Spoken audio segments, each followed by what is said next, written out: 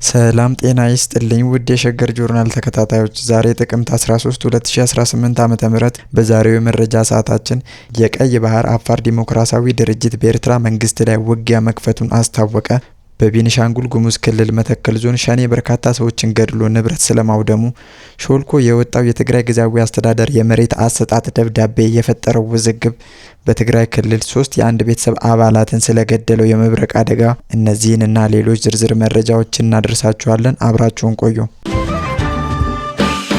በኢትዮጵያ በአፋር ክልል ውስጥ የሚንቀሳቀሰው የኤርትራ ተቀናቃኝ የቀይ ባህር አፋር ዲሞክራሲያዊ ድርጅት ቅዳሜ ዕለት ጀምሮ በኤርትራ አገዛዝ ሻዕቢያ ላይ ከፍተኛ ወታደራዊ እርምጃ መውሰድ መጀመሩን በይፋ አስታወቀ።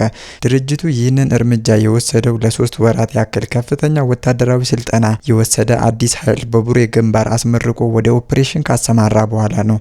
በተለይም ድርጅቱ በኤርትራ መንግስት ላይ በምድር ላይ ከሚያደርገው ውጊያ ባሻገር የቀይ ባህር ዳርቻ ለመቆጣጠር የሚያስችል የባህር ኃይል ጦር የማቋቋም ስትራቴጂካዊ እቅዱን ይፋ ማድረጉን የትግሉ ምዕራፍ ከፍ አድርጎታል። አዲሱ ወታደራዊ ኃይል መመረቁ የተሰማው የጠቅላይ ሚኒስትሩ የአፍሪካ ቀንድ ጉዳዮች አማካሪ አቶ ጌታቸው ረዳና የብሔራዊ መረጃና ደህንነት ዋና ዳይሬክተር አምባሳደር ሬድዋን ሁሴን በቡሬ ግንባር በተገኙበት ወቅት ነው። ከፍተኛ የፌዴራል ባለስልጣናት ጀነራሎቹ በሰሜናዊ አፋር ክልል በምትገኘው ወሳኝ የጦር ግንባር ቅኝት ባደረጉበት አጋጣሚ የቀይ ባህር አፋር ዲሞክራሲያዊ ድርጅት ወታደራዊ አዛዥ ስለ አዲሱ ጦራቸው ስምሪት ዝርዝር መግለጫ መስጠታቸው ተዘግቧል። ታጣቂ ኃይሉ ለተከታታይ 3 ወራት ከባድ ወታደራዊ ስልጠና ሲያደርግ የቆየውን ለመፈጸም ለታቀዱት ኦፕሬሽኖች ሙሉ ለሙሉ ዝግጁ መሆኑን አረጋግጧል። የድርጅቱ ወታደራዊ አዛዦች እንዳስታወቁት በኢሳያስ አፈወርቂ የሚመራው አስተዳደርን ለመዋጋት የተሰለፈውን አዲሱ ኃይል የውጊያ ብቃቱ የተገነባው እስከ መሀል ኤርትራ ድረስ ዘልቆ በመግባት ጥቃት መፈጸም በሚያስችል መንገድ ነው ብለዋል። የሰለጠነው የጦር ኃይል የፊት ለፊት መደበኛ ውጊያ፣ ውስብስብ የሆኑ ሽምቅ ውጊያ ስልቶችን እና ከፍተኛ ስጋት ያለባቸው ልዩ ኦፕሬሽኖችን የማካሄድ ብቃት እንዲኖረው ተደርጓል ሲሉም አክለዋል። ድርጅቱ ይህንን አዲስ የተመረቀውና ወታደራዊ ብቁነቱ የተረጋገጡለትን ኃይል ሻዕቢያን በኃይል በመገርሰስ በኢሳያስ አፈወርቂ አገዛዝ ተቀምቷል የሚለውን የቀይ ባህር አፋር መሬትን ነጻ የማውጣት ቁመና እንዳለው አጽንኦት ሰጥቷል። መግለጫውም የድርጅቱን የትጥቅ ትግል መሰረታዊ ኢላማ የቀይ ባህር አፋር ህዝብን መብትን ማስጠበቅና ሙሉ በሙሉ የራስን እድል በራስ የመወሰን መብትን ማረጋገጥ መሆኑን በግልጽ አስቀምጧል። ይህ የራስን እድል በራስ የመወሰን ትግል አስፈላጊ ሆኖ ከተገኘ እስከ መገንጠል ድረስ ሊዘልቅ እንደሚችልም ታጣቂ ኃይሉ ጠቁሟል። የድርጅቱ ሊቀመንበር ኢብራሂም ሃሩን በሰጡት መግለጫ የትግሉ ቀጣይ ስትራቴጂያዊ ምዕራፍ የድርጅቱን የባህር ኃይል ማቋቋም መሆኑን በግልጽ አስቀምጠዋል። ሊቀመንበሩ ድርጅቱ አሁን ባለው ፖለቲካዊና ወታደራዊ መስፈርቶች መሰረት የስልጠናና ሙሉ በሙሉ የታጠቀ የባህር ኃይል ለማቋቋም ትኩረት ሰጥቶ እየሰራ መሆኑን አረጋግጠዋል። ሊቀመንበሩ ኢብራሂም ሃሩን ሻዕቢያን ለመገልበጥ የሚደረገውን ትግል በኤርትራ ህዝብ ብቻ ሳይሆን ለጎረቤት አገራትና ለአካባቢው ቀጠና ሰላም ወሳኝ መሆኑን በመጥቀስ የኢሳያስ አፈወርቂን አስተዳደር ለቀይ ባህርና ለአፍሪካ ቀንድ አገራት የጸጥታ ስጋት እንደሆነ ወንጅለዋል። በመሆኑም የጎረቤት አገራት መንግስታት እና ዓለም አቀፉ ማህበረሰብ ይህንን ስጋት በአግባቡ ተገንዝቦ የኢሳያስን አገዛዝ ለመገርሰስ ለሚታገለው የኤርትራ ተቃዋሚ ኃይሎች ተገቢውን ፖለቲካዊና ወታደራዊ ድጋፍ እንዲያደርጉ ድርጅቱ በይፋ ጥሪ አቅርቧል። በተጨማሪም ድርጅቱ የኤርትራን ጭቆናዊ አገዛዝ በጋራ ለመታገል የሚያስችል ጠንካራ የጋራ ግንባር ለመፍጠር ለሌሎች የኤርትራ ተቃዋሚ ኃይሎች በሙሉ ጥሪ አቅርቧል። ድርጅቱ በትግሉ ሂደት አፋር ወንድም ህዝብና መስተዳደር ጋራ በትብብር እንደሚሰራ አመላክቷል። የኢትዮጵያ አፋር ህዝብና መንግስታዊ መዋቅር የቀይ ባህር አፋርን ህዝብ ከመፈናቀል ከብሔር ተኮር ጥቃት ለመከላከል ላደረጉት ከፍተኛ ድጋፍ በይፋ አድናቆቱንና ምስጋናውን አቅርቧል። በቀጣይ ይህ ወሳኝ ትብብር አጠናክሮ እንደሚቀጥል የቀይ ባህር አፋር ዲሞክራሲያዊ ድርጅት በመግለጫው አረጋግጧል። የቤኒሻንጉል ጉሙዝ ክልል አካል በሆነው መተከል ዞን የመንግስት ወገኖች ሸኔ በሚል ስያሜ የሚጠሩት የኦሮሞ ነጻነት ሰራዊት ታጣቂዎች እና በአካባቢው ነዋሪዎች የጸጥታ አደረጃጀት መካከል አሰቃቂና ከፍተኛ ፍልሚያ መካሄዱን ከአካባቢው የሚወጡ መረጃዎች አመላክተዋል። በትጥቅ ግጭቱ የ3 ዜጎች ህይወት መጥፋቱን፣ የከፋ የንብረት ውድመት መድረሱን ምንጮች አረጋግጠዋል። ጥቅምት 11 2018 ዓ.ም ማምሻውን በተለያዩ ቀበሌዎች በተቀሰቀሰው ይህ የጸጥታ መደፍረስ በተለይም በጎደ በጎደሬና በባሩዳ ቀበሌዎች ላይ ያተኮረ ከፍተኛ ውጊያ ያስተናገደ ሲሆን የመተከል ዞን የጸጥታ ሁኔታ እጅግ አሳሳቢ ደረጃ ላይ መድረሱን የሚያመለክት ነው። ከግጭት ቀጠና በተገኘው መረጃ መሰረት የታጣቂዎቹ ቡድን ዋና ኢላማ ቀበሌዎቹን በቁጥጥር ስር መዋልና በአካባቢው የሽብር ድርጊት መፈጸም እንደነበረ ገልጸዋል። በጎደሬ ቀበሌ የኦነግ ሸኔ ታጣቂዎች ቀበሌው ሙሉ በሙሉ ለመቆጣጠር በማሰብ ለሰዓታት የፈጀ ከባድና የማያቋርጥ ጥቃት ከፍተው እንደነበረም ተገልጿል።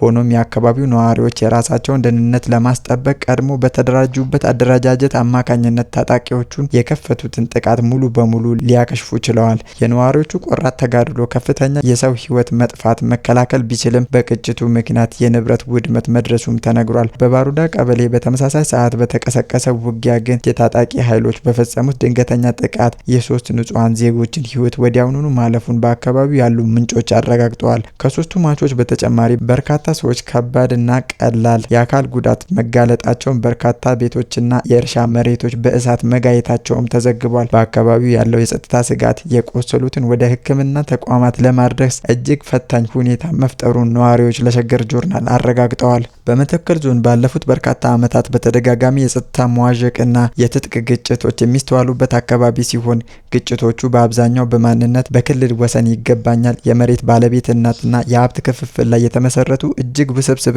ዘርፈ ብዙ ባህሪያት አላቸው። የዞኑ ስትራቴጂካዊ አቀማመጥ በተለይም ከኦሮሚያና ከአማራ ክልሎች ጋር መጎራበቱ የኦሮሞ ነጻነት ሰራዊት በአካባቢው የጸጥታ መዋቅር ውስጥ ዘልቀው እንዲገቡ እና እንዲንቀሳቀሱ ምቹ ሁኔታ መፍጠሩን በተደጋጋሚ ይገለጻል። ይህ ደግሞ የፌዴራል እና የክልል የጸጥታ ኃይሎች ጥረቶች ቢያደርጉም የአካባቢው ሰላም ለመመለስ እጅግ ፈታኝ አድርጎታል። የአካባቢው ተወላጅ ማህበረሰብም ራሱንና ንብረቱን ለመከላከል በተለያዩ አደረጃጀቶች ውስጥ ገብቶ መንቀሳቀሱ በግልጽ የሚታወቅ ሲሆን ይህም የጸጥታ ሁኔታውን የበለጠ ውስብስብና የትኩረት ማዕከል እንዲሆን አድርጎታል። እስካሁን ድረስ ከቤኒሻንጉል ጉሙዝ ክልላዊ መንግስትም ሆነ ከፌዴራል የጸጥታ አካላት በግጭቱ በደረሰው ጉዳት ዙሪያ የተሰጠ ይፋዊ ምላሽ ወይንም መግለጫ የለም። የዚህ አይነቱ የመረጃ ክፍተት በአካባቢው ያለውን የጥርጣሬ ስጋት ድባብ እንደሚያባብሰውም ይታመናል። በአካባቢው ባለው የከፋ የጸጥታ ሁኔታና የግንኙነት መስመሮች አስተማማኝ ባለመሆናቸው በተደጋጋሚ የስልክና የበይነ መረብ ግንኙነቶች መቋረጥ ምክንያት ከግጭት ቀጠናዎቹ የሚወጡ መረጃዎችን ከገለልተኛ አካል ለማረጋገጥ እጅግ አስቸጋሪ አድርጎታል። የትግራይ ክልል ጊዜያዊ አስተዳደር ከፍተኛ ወታደራዊና ፖለቲካዊ አመራሮች የሚመለከተው ሚስጥራዊ የመሬት አሰጣጥ ውሳኔን የያዘ ደብዳቤ ሾልኮ መውጣቱን ተከትሎ በክልሉ ውስጥ ከፍተኛ የፖለቲካ ውዝግብና ህዝባዊ አለመረጋጋት መፈጠሩ ተዘገበ። ይፋ የሆነው ሰነድ ከፍተኛ አመራሮች መጠነ ሰፊ የመሬት ይዞታ እንዲያገኙ መወሰኑን የሚያመለክት ሲሆን ይህም ጉዳይ ደግሞ በቅርቡ ተከስቶ የነበረውን የታጣቂዎች ተቃውሞ ሊያባብስ ይችላል የሚል ስጋት በአስተዳደሩ ውስጥ ፈጥሯል። የጊዜያዊ አስተዳደሩ ምክትል ፕሬዝዳንት የሆኑት አቶ አማኑኤል አሰፋ ውዝግብ የፈጠረውን የመሬት አሰጣጥ ሪፖርት በተመለከተ የማስተባበያ መግለጫ ለመስጠት መሞከራቸውም ተነግሯል። ምክትል ፕሬዝዳንቱ ለአምስቱ ጀነራሎች 500 ካሪ መሬት ተሰጣቸው የሚባለው ውሸት ነው በሚል ገልጸዋል። ይህ ሾልኮ የወጣው ደብዳቤ በተለይ በ5 ከፍተኛ የጦር መሪዎች ላይ ያተኮረ የመሬት ምደባን ያካተተ ሲሆን ዝርዝሩም እንደሚከተለው ነው። ሌተናል ጀነራል ፍስሐ ኪዳኑ፣ ሜጀር ጀነራል ዮሐንስ ወልደ ጊዮርጊስ፣ ብርጋዴር ጀነራል ኃይለስላሴ ግርማይ፣ ብርጋዴር ጀነራል ምግበ ኃይለ፣ ሜጀር ጀነራል ማሾ በየነ። እነዚህ 5 ጀነራሎች ለእያንዳንዳቸው 500 ካሪ መሬት እንደተወሰነላቸው ሾልኮ በወጣው ደብዳቤ ላይ ተመላክቷል። ከነዚህ ከፍተኛ የጦር መሪዎች በተጨማሪ ደብዳቤው ለመካከለኛ የስራ ኃላፊዎች 200 ካሬ ሜትር መሬት እንዲሁም ለአነስተኛ አመራሮች 175 እና 140 ካሬ ሜትር መሬት እንደተፈቀደላቸው በዝርዝር አስቀምጧል። ይህ የመሬት ምደባ መጠንና የተጠቃሚዎቹ ማንነት በጊዜያዊ አስተዳደሩ ውስጥና በህዝቡ ዘንድ ከፍተኛ ቅሬታንና መከፋፈልን እንደሚፈጥር ጉዳዩን በመቀሌ ኤፍኤም በኩል ያሰራጨው ጋዜጠኛ ከምክትል ፕሬዝዳንቱ የሰማውን በመጥቀስ ዘግቧል። የምክትል ፕሬዝዳንቱ አቶ አማኑኤል አሰፋ ዛሬ ዕለት ለጉዳዩ ማስተባበያ የሚሰጥ ይፋዊ መግለጫ ሊሰጡ እንደሚችሉ በጉዳዩ ዙሪያ ያሉ ምንጮች ጠቁመዋል። የአስተዳደሩ ዋነኛ ስጋትም ይህ አይነቱ የመሬት ምደባ ውሳኔ ቀደም ሲል የነበረውን የታጣቂዎች ቁጣ ዳግም እንዳያባብሰው ነው። መረጃው ይፋ ያሰራጨው የመቀሌ ኤፍኤም ጋዜጠኛ ከምክትል ፕሬዝዳንቱ ጋር ባደረገው ግንኙነት አቶ አማኑኤል የመሬት አሰጣጥ ውሳኔ ማስተባበል ዋናው ምክንያት ጉዳዩ መከፋፈልን ይፈጥራል የሚል እንደሆነ ተገልጿል።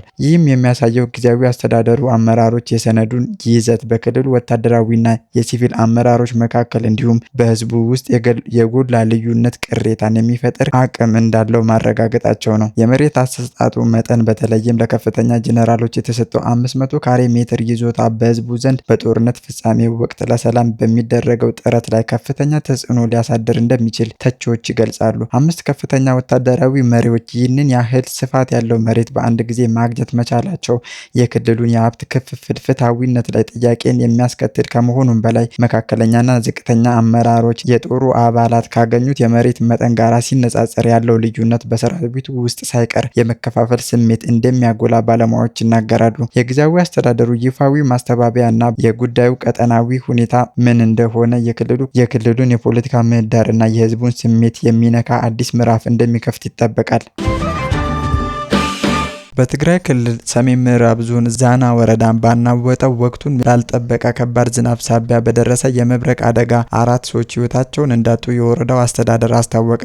ከሟቾች መካከል 3 የአንድ ቤተሰብ አባላት መሆናቸውን የአደጋውን ክብደትና አስደንጋጭነት አጉልቶታል። የዛና ወረዳ አስተዳዳሪ የሆኑት አቶ ሙላቴ ሀደጎ ለቢቢሲ በሰጡት ቃል አደጋው ማክሰኞ ጥቅምት 11 2018 ዓ.ም ከቀኑ 11 ሰዓት ጀምሮ እስከ ምሽት 3 ሰዓት ድረስ በዘነበው ከባድ ዝናብ መከሰቱን አስረድተዋል። የመብረቅ አደጋው በወረዳው በሚገኙ 2 ቀበሌዎች ማለትም በሃድነት እና በማይለሚ ቀበሌዎች በተመሳሳይ ሰዓት የደረሰ ሲሆን 4ቱ ተጎጂዎች በቤታቸው ውስጥ በነበሩበት ወቅት መብረቁ እንደመታቸው ተገልጿል። ከሟቾች መካከል 3ቱ አባት፣ እናትና ወንድ ልጃቸው የሃድጎ ቀበሌ ነዋሪዎች የነበሩ የአንድ ቤተሰብ አባላት ናቸው። 4ኛው ተጎጂ ደግሞ በማይለሚ ቀበሌ የሚኖሩ አባወራ መሆናቸውን አቶ ሙላቴ አረጋግጠዋል። ሟቾቹ 3 ወንድና አንዲት ሴት መሆናቸውን የገለጹት አስተዳዳሪው የመብረቅ አደጋው እንደደረሰ ወዲያውኑ ህይወታቸው እንዳለፈም አስረድተዋል። ይህ አሳዛኝ ክስተት የተከሰተው በሰሜን ምዕራብ ትግራይ አካባቢዎች ወቅቱን ያልጠበቀ ከባድ ዝናብ እየተስተዋለ ባለበት ወቅት ነው። ቀደም ብሎ የትግራይ ሜትሮሎጂ ተቋም እና የትግራይ ግብርና ቢሮ ወቅቱን ያልጠበቀ ዝናብ ተከትሎ አርሶ አደሮች በፍጥነት የደረሱ ሰብላቸውን እንዲሰበስቡ ማስጠንቀቂያ መስጠታቸው ይታወሳል። አደጋው የአካባቢው ነዋሪዎችን ክፉኛ ያሳዘነ ሲሆን በተለይም በ2 ወራት ጊዜ ውስጥ በወረዳው ውስጥ በተመሳሳይ አደጋ የሞቱ ሰዎች ቁጥር ወደ 6 ማሻቀቡን አቶ ሙላቴ ገልጸዋል።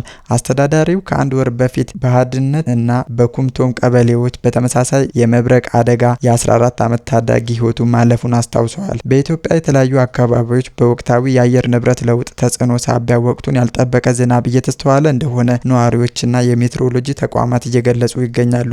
ባለፉት ዓመታት በብዙ የሀገሪቱ ክፍሎች በሰዎች ህይወት ላይ ጉዳት ማድረሳቸው መዘገቡ ይታወሳል። የክልሉ እና የፌዴራል ሜትሮሎጂ ተቋማት ወቅቱን ያልጠበቀ ዝናብ የሚያስከትለውን ጉዳት ለመቀነስ በተለይም በገጠር አካባቢዎች ያሉ አርሶ አደሮች የደረሱ ሰብሎችን እንዲሰበስቡና ለጎርፍ እንዲሁም ለመብረቅ አደጋ ተጋላጭ ከሆኑ አካባቢዎች እንዲርቁም ማሳሰቢያ እየሰጡ ነው።